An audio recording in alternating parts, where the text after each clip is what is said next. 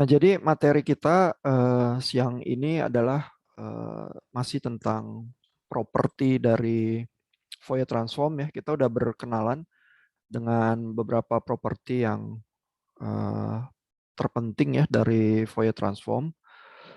Yang paling penting mungkin yang disebut convolutional property ya, yaitu bahwa kalau di time domain itu terjadi operasi konvolusi, di frekuensi domain menjadi perkalian ya. Itu eh, pasti akan keluar soalnya di UAS ya, dan itu properti yang paling penting.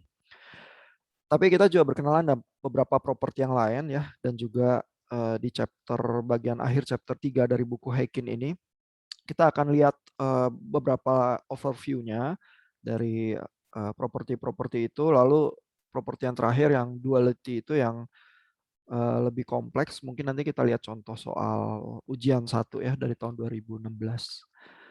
Nah, ini properti yang kita udah lihat juga minggu lalu, eh, yaitu frekuensi shift ya.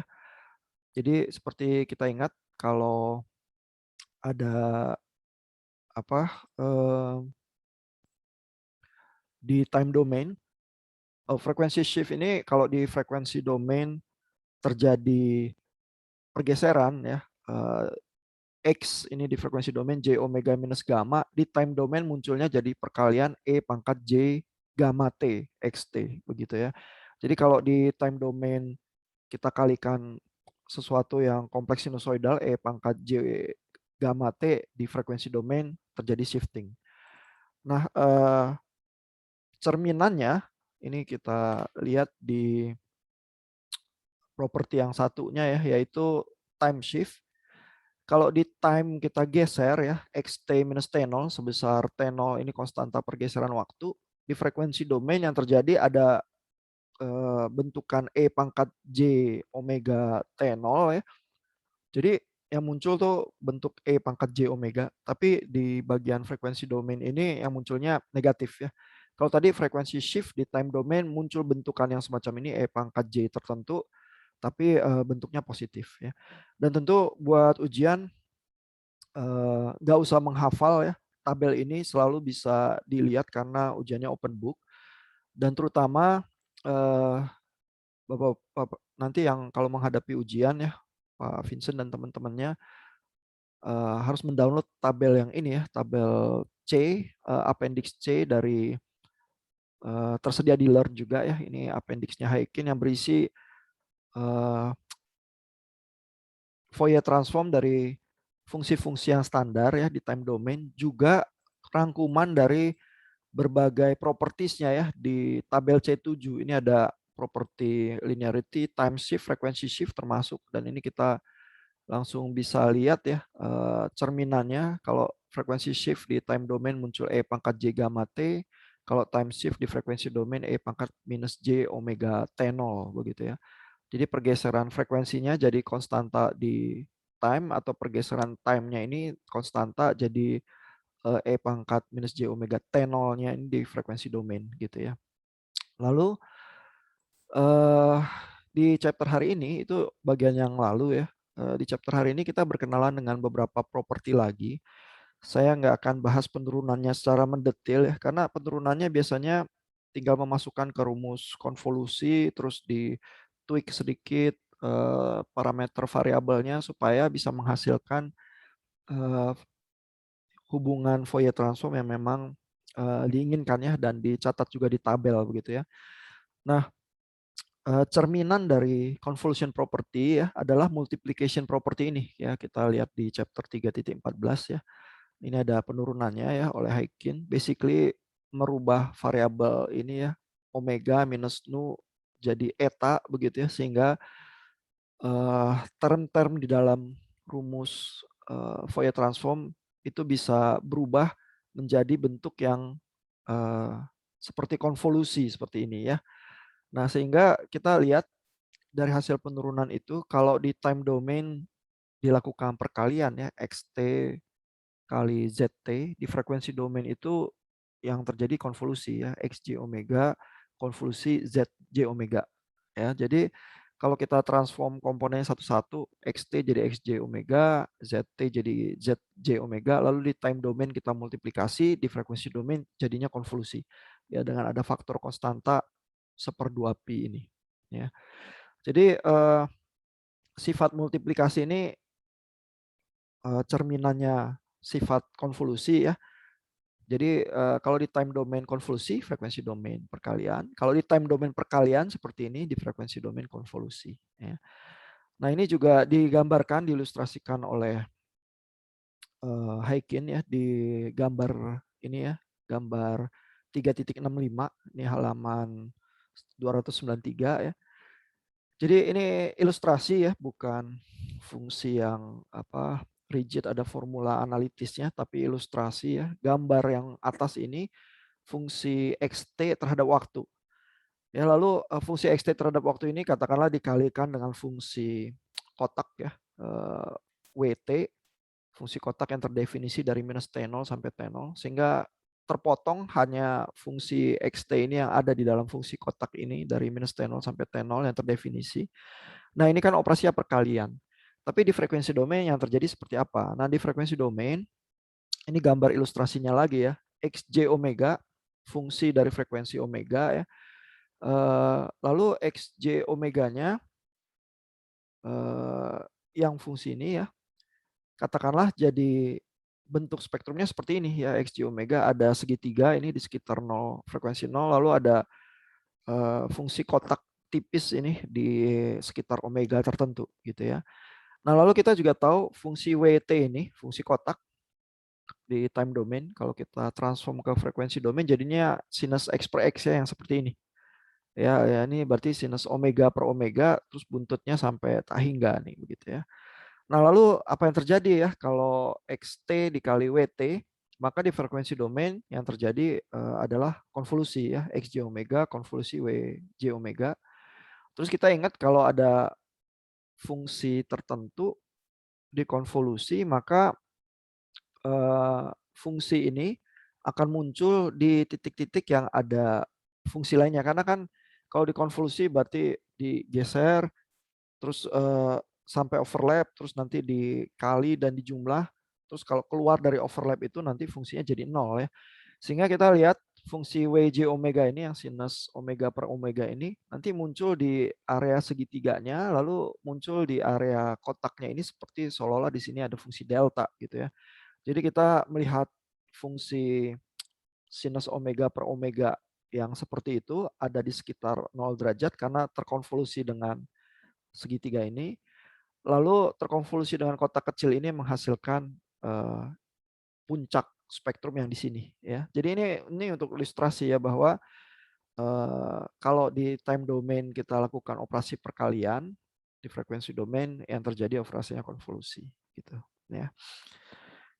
Nah, lalu kita juga ada properti yang lain yang disebut dengan scaling property ya. Nah, ini di halaman 299 ya, 3.15. Ini ada penurunannya juga.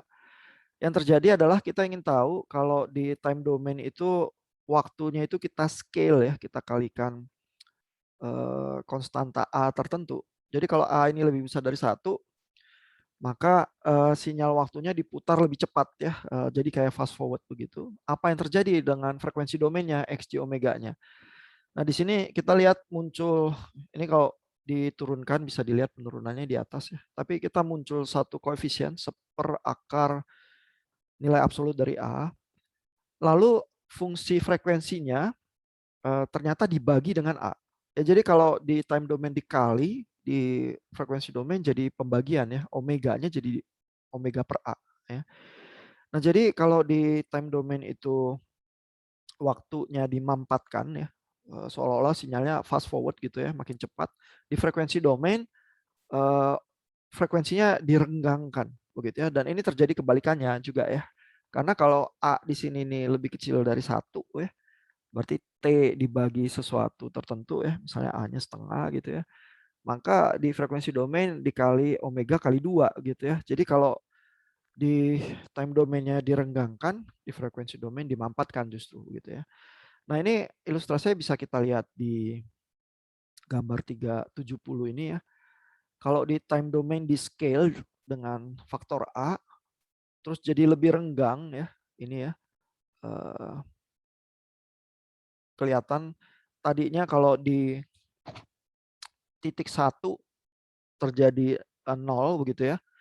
Lalu sekarang kalau dikali AT maka di titik 1/A terjadi 0 ya. Kalau A-nya 2 maka ini di titik setengah terjadi 0 nih. Jadi lebih lebih cepat nih sebenarnya daripada 1 gitu ya. Cuma ini gambarnya lebih renggang ya.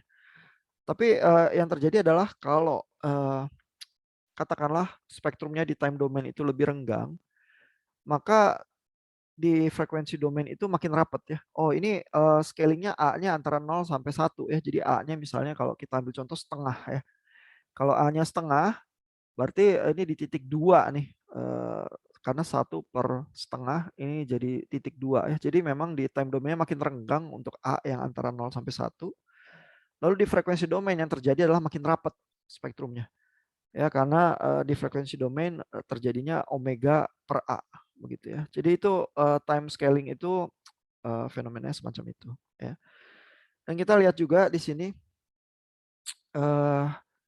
kita kita ingat secara intuitif ya kalau pita kaset itu kita kalikan faktor sehingga sinyalnya itu fast forward ya, berputarnya lebih cepat, maka suara-suara itu jadi lebih tinggi ya. Jadi yang terjadi adalah kalau lebih cepat A-nya lebih besar dari 1 ya, berarti kebalikannya nih. Di time domain lebih mampat, di frekuensi domain itu lebih renggang ya.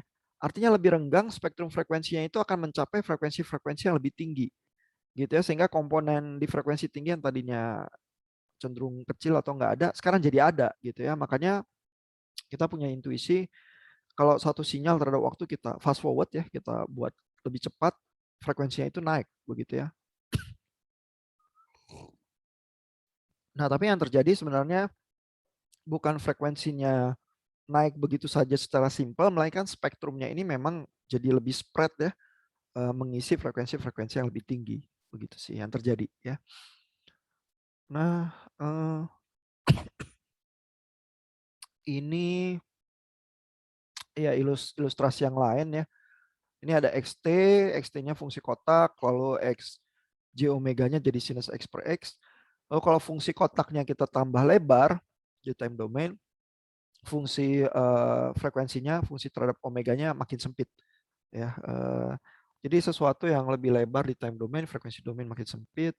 Sesuatu yang di time domain makin lebar, sesuatu yang di frekuensi domain makin sempit, di time domainnya frekuensi domainnya makin lebar ya. Jadi selalu pencerminan. Begitu juga konvolusi dan multiplikasi itu ya. Kalau di time domain konvolusi, frekuensi domainnya multiplikasi. Sebaliknya kalau di time domain multiplikasi, di frekuensi domain jadi konvolusi. Jadi kita tuh punya semacam pencerminan begitu ya yang menguntungkan sifatnya ya. Simply karena rumus Fourier transformnya dan inverse Fourier transformnya itu sangat sangat mirip sih ya. Jadi sehingga kita punya sifat-sifat pencerminan yang seperti itu. Ya. Nah lalu di sini juga ada pembahasan soal time bandwidth product ya. Nah ini juga cukup interesting ya. Ini di dalam bagiannya ini Heikin tuh menjelaskan kalau kita punya ini fungsi kotak ya di time domainnya karena terdefinisi 1 pada saat T absolut kurang dari T0 ya, berarti antara min T0 sampai T0. Sisanya di luar itu 0 ya. Di frekuensi domain fungsi sinc itu ya, sinus omega per omega itu yang terjadi ya. Nah lalu dengan relasi yang semacam ini, sebenarnya kita juga udah lihat tadi di property scaling itu ya. Kalau yang satu itu kita lebarkan, di domain lawannya jadi lebih sempit ya. Sebaliknya kalau di domain yang satu kita sempitkan, di frekuensi domain jadi lebih lebar ya. Nah, jadi artinya kalau kita ada periode waktu di time domain tertentu, misalnya dari ini T0, lalu di frekuensi domain, ini kan kita punya relasinya pi per T0 ya. Jadi sebenarnya bandwidth-nya bisa dinyatakan dalam T0 juga ya. Dalam hal ini pi per T0. Lalu kalau bandwidth ini kita kalikan dengan periode waktunya ya, itu karena kalau yang satu makin sempit, yang lainnya mencelat jadi lebar ya. Jadi perkalian antara periode waktu dengan bandwidth-nya ini nggak bisa dua-duanya sama-sama mengecil ya hasil perkaliannya, karena kalau yang satu kecil, yang satu jadi lebih gede gitu ya. Dan berdasarkan cerminannya ya, jadi kalau saya mau kecilin time domainnya ini periodenya sekecil-kecilnya, bandwidth-nya jadi mencelat gede. Sebaliknya kalau saya mau jadiin bandwidth-nya sekecil-kecilnya, time-nya jadi gede begitu ya. Nah ini sehingga juga ya, artinya ya, ini misalnya secara praktis untuk sistem komunikasi saja ya. Artinya kalau saya mau transmit pulsa kotak saya ini dengan lebih cepat ya, bitrate saya mau tinggi gitu ya, sistem komunikasi kita bisa kita bayangkan 3G, 4G atau 5G gitu ya. Saya mau pulsa saya cepat, berarti kan periodenya kecil-kecil ya. Nah, maka yang terjadi adalah di frekuensi domain, bandwidth yang saya butuhkan itu jadi gede. Ya, jadi nanti sinyal saya akan menduduki frekuensi di udara itu, di frekuensi radionya dengan bandwidth yang jauh lebih besar begitu ya. Artinya kalau saya memang mau punya sistem dengan kecepatan tinggi, saya harus sediakan atau bebaskan frekuensi segede-gedenya yang saya punya. Makin gede frekuensi saya, makin bisa pulsa kotak saya itu kecil ya, karena sinyal saya selalu berbanding terbalik dengan frekuensi yang didudukinya periode sinyal saya itu gitu ya.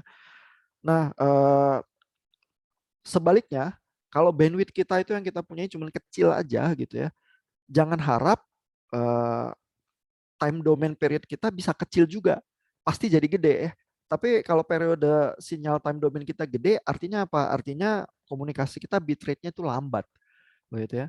Nah, sehingga di bagian ini Haikin itu menurunkan perkalian ya, rumus perkalian antara T ini periode di time domain dengan bandwidth-nya di frekuensi gitu ya. Lalu ada semacam relasi yang cukup sederhana ya, bahwa periode waktu dikali bandwidth-nya ini selalu lebih besar sama dengan setengah. Ya, dan relasi sederhana ini tuh sebenarnya menunjukkan bahwa saya tuh nggak bisa ngecilin periode waktu maupun bandwidth ini secara bersamaan. Kalau yang satu tambah kecil, yang lain tambah gede. Gitu ya, karena ini selalu angkanya lebih besar dari satu konstanta tertentu, dalam hal ini setengah begitu ya. Kalau bandwidth yang mau saya kecilin, T-nya yang tambah gede gitu ya, karena kan kalau dua-duanya bisa saya kecilin bersamaan, ini angka ini akan bisa jadi kecil sampai mendekati tak hingga, tapi pada kenyataannya nggak bisa begitu ya. Nah lalu si Haikin menulis juga ya bahwa yang persamaan 365 ini ya, itu dikenal juga sebagai uncertainty principle ya. Itu mirip dengan problem uncertainty bahwa kita tidak bisa menentukan posisi dan momentum yang eksak dari satu elektron, begitu ya. Nah ini kalau belajar fisika kuantum, kita akan terbiasa dengan konsep ini ya. Jadi kalau kita punya elektron bergerak ya di dalam sistem kita, terus kita kalau mau tahu momentumnya atau mau tahu posisinya nggak bisa sama-sama tepat begitu ya. Jadi ada batas ketepatan tertentu, kita nggak bisa ukur keduanya dengan akurasi yang sama gitu. Kalau kita tahu momentumnya dengan lebih tepat, posisinya kita nggak bisa tahu dengan tepat. Begitu juga sebaliknya ya. Jadi ini mirip dengan problema itu ya di dalam komentar Haikin ini, karena kita nggak bisa ngecilin atau membesarkan periode waktu maupun bandwidth itu secara bersamaan. Kalau yang satu tambah kecil, yang lainnya tambah gede gitu ya. Nah jadi itu sifat time bandwidth product gitu ya dari fenomena eh, sinyal waktu dan sinyal frekuensi kita gitu ya.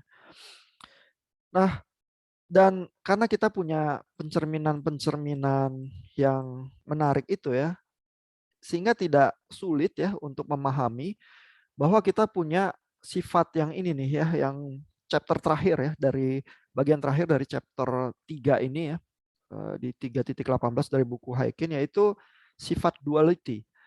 Ya, nah, sifat duality ini terjadi karena hal-hal yang terjadi di time domain rasanya terjadi di frekuensi domain dengan karakter tertentu. Tapi kalau kita lakukan yang sama di frekuensi domain, di time domain terjadi pencerminannya. Begitu ya, sehingga dengan hal yang fenomena semacam ini kita tuh bisa punya keuntungan ya. Keuntungannya adalah Kalau saya punya fungsi ya yang misalnya dari tabel, misalnya ini ya, ini saya tunjukkan ya, tabel C4 ya. Nah ini kan tabel fungsi Fourier transform yang basic ya dari time domain ke frekuensi domain gitu ya. Misalnya fungsi kotak jadinya sinus omega per omega gitu ya. Lalu kalau di time domainnya fungsi sinus T per T, di frekuensi domain jadi fungsi kotak gitu ya. Jadi ada pencerminannya. Nah, ada yang ada pencerminan seperti itu enak ya. Tapi ada fungsi-fungsi yang kayaknya bentuknya cuman ada di satu domain saja ya. Misalnya fungsi yang ini ya, xj omega 1 per A plus J omega. Kalau di time domain bentuknya jadi E pangkat minus AT UT. Begitu ya. Nah kalau dibalik ya, bentuk yang seper A plus J omega ini nggak ada nih di time domainnya ya. Itu kan seper A plus JT ya. Di tabel ini nggak ada ya. Tetapi karena kita tahu ada fenomena duality itu, kita bisa ya pakai relasi tertentu untuk menyelesaikan persoalan yang bentuknya kayak bentuk fungsi frekuensi domain tapi adanya di waktu ya. Bentuk omeganya ini jadi T nih karena mendeskripsikan fungsi waktu gitu ya. Nah, gimana relasinya itu ya? Ini ada penurunannya ya oleh Haykin ya, tapi saya skip ya. Bapak-bapak yang mau lihat detail penurunannya bisa baca Haykin lagi dengan lebih detail ya. Nah, yang terjadi adalah relasinya setelah diturunkan seperti ini. Ya, jadi kalau saya punya fungsi, dan ini kita lihat ya, fungsinya ditulisnya F huruf besar. Jadi ini fungsi bentuk frekuensi domain. Kalau di tabelnya Haykin itu ada di sebelah kanan, itu yang frekuensi domain sebenarnya, karena F-nya F besar. Tapi variabel di dalam F besar ini JT nih. Jadi variabelnya variabel waktu. Ya, harusnya kan F besar ini J omega nih variabelnya, tapi di sini itu JT ya. Lalu yang di frekuensi domain harusnya F-nya F besar sebenarnya, biasanya di sebelah kanan ini ya, karena fungsi frekuensi kan, tapi ini F-nya F kecil. Berarti dia mengambil bentuk fungsinya yang time domain, cuma fungsi omeganya bukan J omega lagi, melainkan menjadi minus omega. Kalau yang di time domainnya mengambil bentuk fungsi yang harusnya fungsi yang di frekuensi domain gitu ya. Plus di depannya ini ada konstanta 2pi nih yang muncul begitu. Jadi relasinya tuh seperti ini ya. Nah, kita coba lihat ya secara sederhana bagaimana memanfaatkan sifat duality ini untuk memecahkan soal ujian ya. Ini kita lihat ujian dari tahun 2016 ya. Ini tersedia semua di Learn. Bisa Bapak-Bapak lihat berikut juga solusinya ya. Dan mungkin ada video-video dari tahun-tahun lalu juga ada pembahasan ya. Tapi ini soalnya cukup sederhana ya. Jadi kita coba lihat ya untuk kebutuhan kita siang ini ya. Nah ini kita lihat ada XT dan YT ya di dalam soal kita. Lalu XT-nya 1/2 plus JT kuadrat. YT-nya ini sinus T per T ya. Ini kelihatan bisa dibaca di tabel karena fungsi sinc. Terus di frekuensi domain nanti jadi fungsi kotak ya, karena kan kita tahu ya ada relasi semacam itu ya. Nah yang ini nih yang rada problem ya, karena fungsi 1/2 tambah J tertentu ya, kalau kita lihat di sini ya, konstanta tambah J omega terus kuadrat tertentu ya, itu adanya di frekuensi domain tuh ya. Bentuk yang seperti ini adanya di frekuensi domain, tapi ini menjelaskan sesuatu yang time domain ya, karena ini fungsinya JT. Jadi dengan ngelihat soal kayak gini kita tuh bisa menduga oh ini pakai property duality nih buat pecahinnya. Karena nggak bisa kita lihat di tabel langsung gitu ya. Nggak ada. Kita harus pakai logika duality itu. Sehingga kita bisa pakai fungsi yang ini yang di frekuensi domain seolah-olah tapi omeganya ini T gitu ya. Sehingga fungsi frekuensi domain sesungguhnya ngambil waktu yang fungsi time domain ini ya, di mana T-nya itu jadi omega ya, karena kan kita lihat persamaannya begini ya, fungsinya fungsi yang kecil yang di time domain, tapi T-nya tuh jadi minus omega, lalu ada konstanta 2pi di depannya gitu ya. Nah, jadi kita bisa lihat nih solusinya ya dari soal ini, hitung respons frekuensi dari XT konvolusi YT. Nah, XT konvolusi YT artinya adalah ini kan kita bisa pakai properti konvolusi ya. Kalau di time domain terjadi konvolusi, di frekuensi domain terjadi perkalian. Sehingga jawaban terhadap soal nomor A ini adalah nanti XJ omega ya, Fourier transform dari yang ini dikalikan dengan YJ omega ya, Fourier transform dari yang ini. Jadi kita harus cari satu-satu dulu, XJ omeganya apa, YJ omeganya apa, terus begitu kita kalikan, kita tuh dapat langsung respons frekuensi dari XT konvolusi YT. Karena yang ditanya respons frekuensi berarti yang ditanya adalah jawabannya di frekuensi domain. Ya, tapi kalau ditanyanya hitunglah ZT XT konvolusi YT, berarti pertanyaannya itu time domain tuh. Sehingga kalau kita dapat ZJ omega di frekuensi domainnya, kita harus convert lagi ke time domain lagi lewat tabel-tabel frekuensi transform Fourier transform yang ada ya. Nah, ini kita coba lihat dulu ya jawaban nomor A ya di kuncinya ya. Ini nomor 3 ya.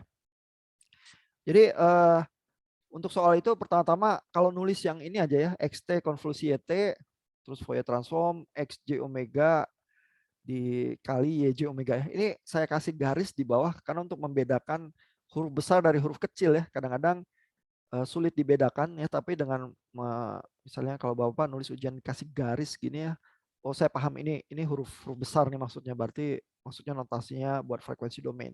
Apalagi lebih jelas di sini ada J omeganya gitu ya. Nah, ini diambil dari tabel C7 nih, sifat konvolusi ya. Jadi kalau dilihat di tabel C7 sini ada convolution property. Nah, untuk yang Fourier transform kelihatan di domain waktunya konvolusi, ini rumus konvolusi biasa, di frekuensi domainnya perkalian gitu ya. Nah, lalu menulis gini aja udah ada nilainya ya. Terus tapi kita kan perlu menghitung XJ omeganya ya. Nilai berikutnya itu dari menghitung XJ omega dari tabel. Lalu tabelnya harus bilang ya, oh tabel C7 sifat duality dan tabel C4 baris ke-8 ya. Jadi tabel ini C7 bagian duality ini. Jadi yang dipakai rumusnya seperti ini ya. Kita pakai XJT ya, ini X-nya besar berarti fungsi yang di frekuensi domain. Terus 2pi X fungsi yang di time domain minus omega gitu ya. Jadi kita tuh ambil dari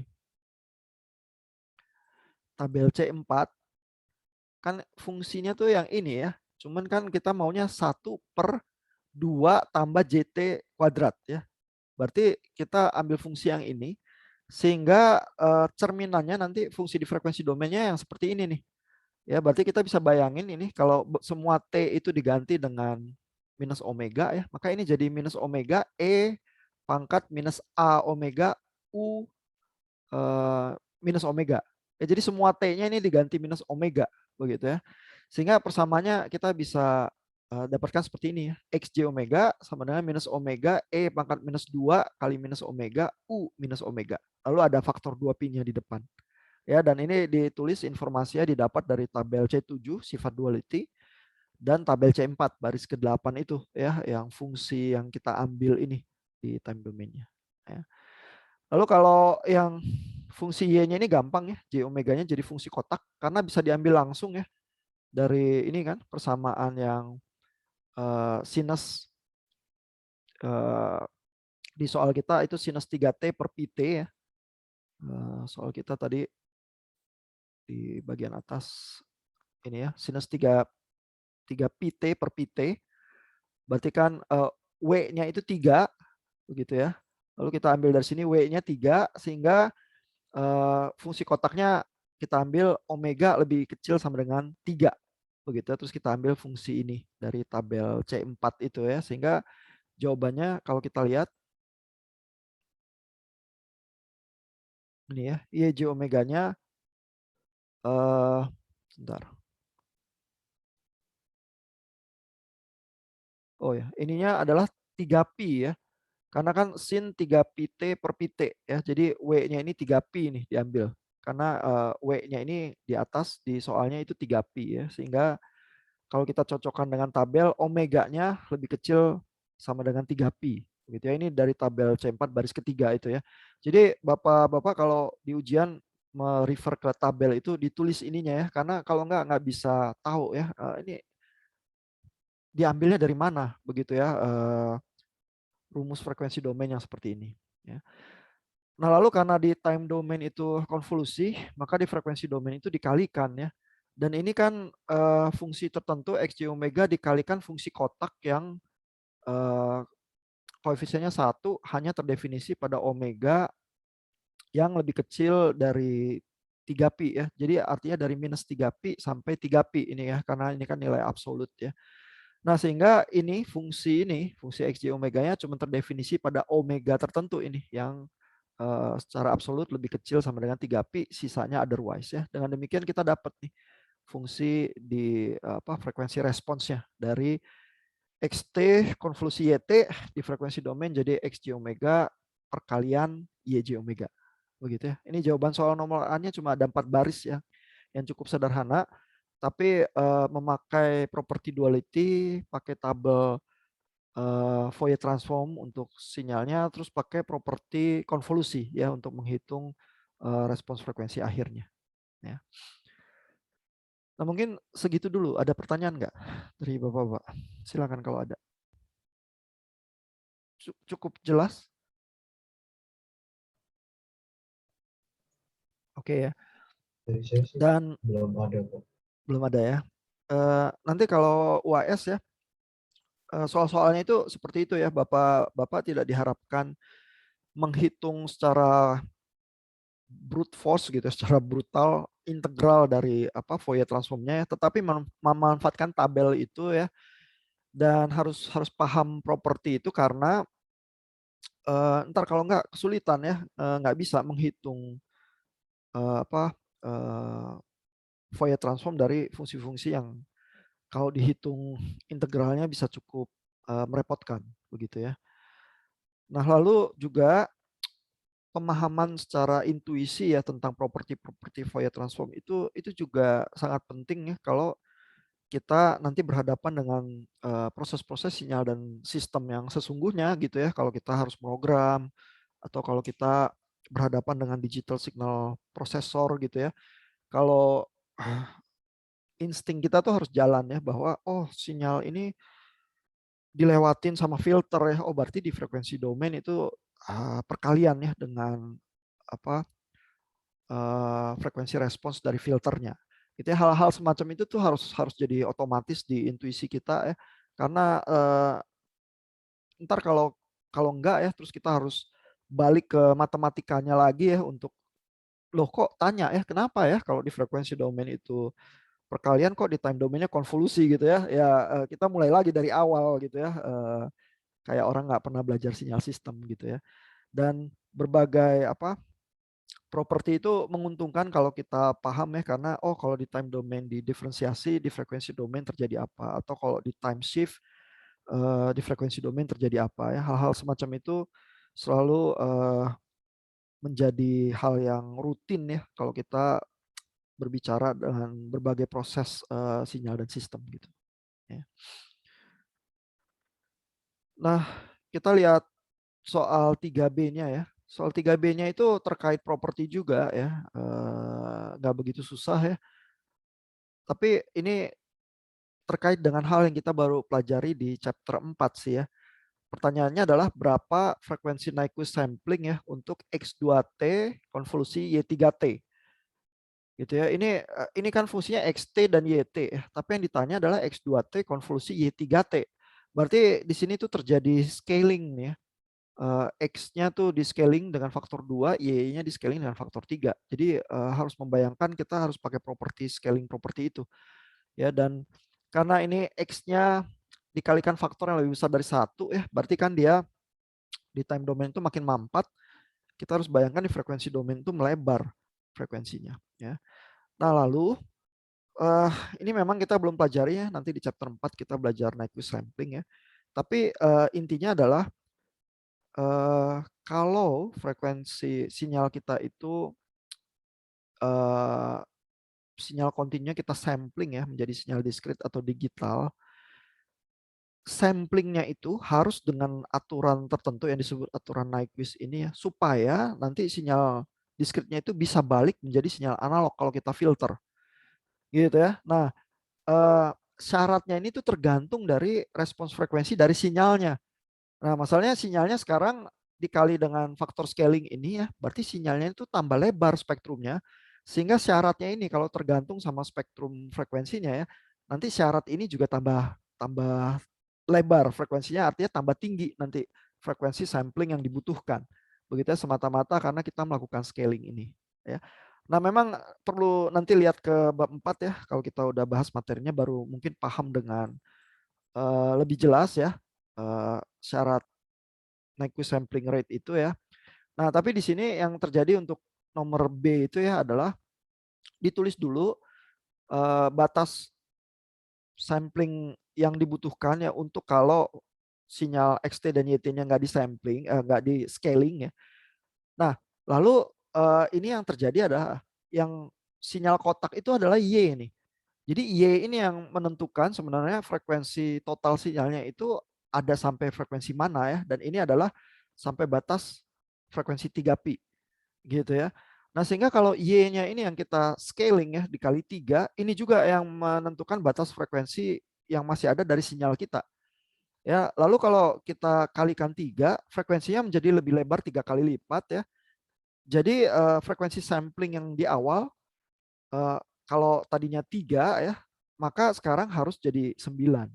Begitu ya, karena 3 kali lipat lebih besar gitu. Nah, itu mekanisme itu yang akibat dari scaling propertinya ini yang perlu diketahui, plus syarat Nyquist samplingnya itu yang nanti kita pelajari di bab 4 ya, kenapa harus memenuhi Nyquist sampling supaya sinyalnya bisa balik lagi ke yang analog. Kalau enggak akan terjadi satu fenomena yang disebut aliasing, lalu sinyal itu nggak bisa kita filter untuk kita kembalikan jadi sinyal analog lagi ya.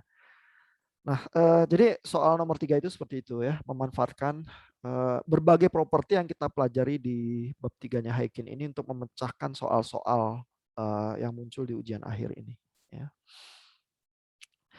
Nah, dari sisi aplikasi ya, eh, semua aplikasi yang sistem digital ya, artinya sinyal analognya disampling menjadi sinyal diskrit dan dikuantisasi supaya jadi sinyal digital ya, itu harus memenuhi Nyquist sampling rate itu ya, karena begitu sinyalnya keluar dari sistem digital itu, misalnya mau kita dengarkan ya, kalau sinyal audio gitu ya, atau kalau sinyal video mau kita lihat gitu ya, itu harus di convert lagi ke bentuk yang analog ya, karena sinyal di alam itu semua analog dan yang bisa kita tangkap itu analog gitu ya. Cuman di dalam komputer atau digital signal processor itu sinyalnya itu bisa digital dan diskrit gitu ya.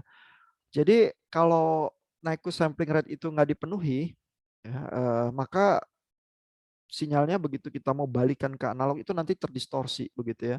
Jadi semua sistem digital akan take care supaya memenuhi Nyquist sampling rate itu sih. Sehingga perhitungan ya untuk supaya tahu sinyal kita sebenarnya bandwidth-nya seberapa sih, itu jadi sangat penting. Karena itu yang akan menentukan frekuensi sampling yang dibutuhkan begitu ya.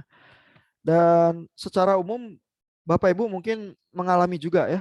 Misalnya kalau convert sinyal audio tertentu, lagu atau apa ya, terus Bapak-bapak pakai sampling rate yang terlampau rendah ya, itu sinyalnya jadi lagunya jadi jelek gitu ya. Dan dilemanya adalah Bapak nggak bisa milih sampling rate setinggi-tingginya karena nanti filenya jadi gede banget ya. Jadi ada kompromi di mana sampling rate itu cukup tinggi sehingga sinyal itu masih cukup bagus ya, tersimpan, dan kalau diputar jadi analog masih sangat high definition begitu.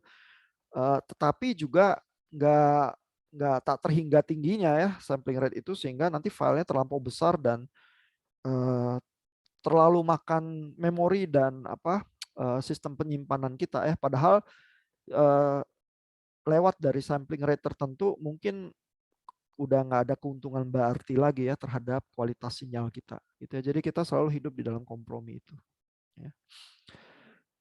Nah, materi kita siang ini sampai di sini ya. Dan jangan jangan segan ya mengulang bagian chapter 3 ini ya, karena ini mungkin dari 3 dari 4 soal yang muncul di soal ujian akhir akan muncul dari chapter 3 ini nih ya. Jadi biasakan diri dengan properti-properti Fourier transform itu, baca-baca tabel dari Haykin itu ya, terus lihat-lihat soal ya, terus coba pecahin ya, seperti waktu belajar untuk UTS ya, lihat soalnya, jangan lihat jawabannya terus pecahin ya, bisa nggak gitu ya dalam 20 atau 25 menit begitu. Ya. Ada pertanyaan sejauh ini, komentar? Oke, kalau nggak, Pak Vincent ada pertanyaan?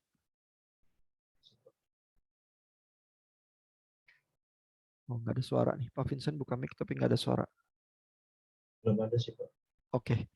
Kalau nggak ada pertanyaan kita sampai di sini ya. Nanti recordingnya saya sediakan di Learn seperti biasa ya. Selamat siang.